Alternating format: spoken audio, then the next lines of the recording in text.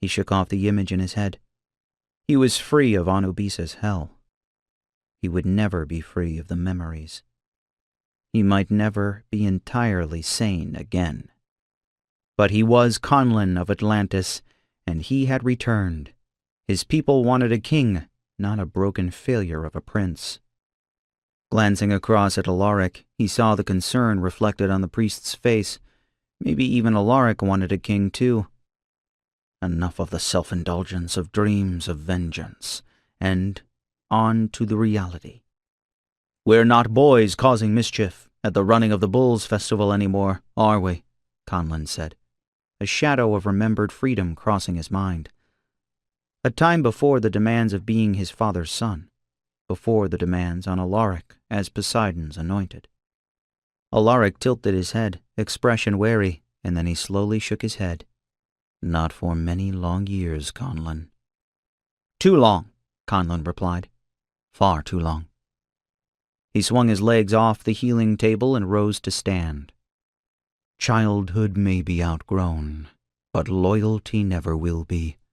You are my prince, but more than that, you are my friend. Never doubt it," Alaric said. Conlan read the truth in Alaric's eyes and felt better for it. He held out his hand, and they clasped arms, an unspoken renewal of friendship that maybe both of them needed. Then he stretched, pleased to find his body in working order again. He'd need every ounce of energy. "So both my ascension and my matrimonial obligations to a long-dead virgin are delayed," he said dryly. "I find myself unable to summon much concern about the latter." "Not dead, merely sleeping, awaiting your need. It is your destiny," Alaric reminded him. As if he needed reminding. As if he hadn't had that particular duty drummed into his head for hundreds of years. Love didn't figure into the breeding patterns of the warriors of Poseidon, most especially not into those of royalty.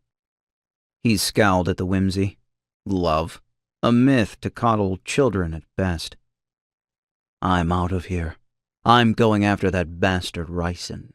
I will retrieve the Trident, priest, and justice will be meted out to the house of Mycenae."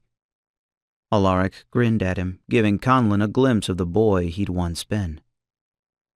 "We leave now. Ven is preparing for the journey. So much for the welcome home processional." Conlan tried to return the smile, but his mouth had lost its memory of how to smile. After so many years of grimacing in agony, years of howling out his rage and despair. Alaric raised one eyebrow, his mouth flattening into a grim line. "That's an interesting expression.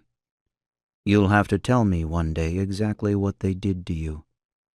"No," Conlan answered. "I won't."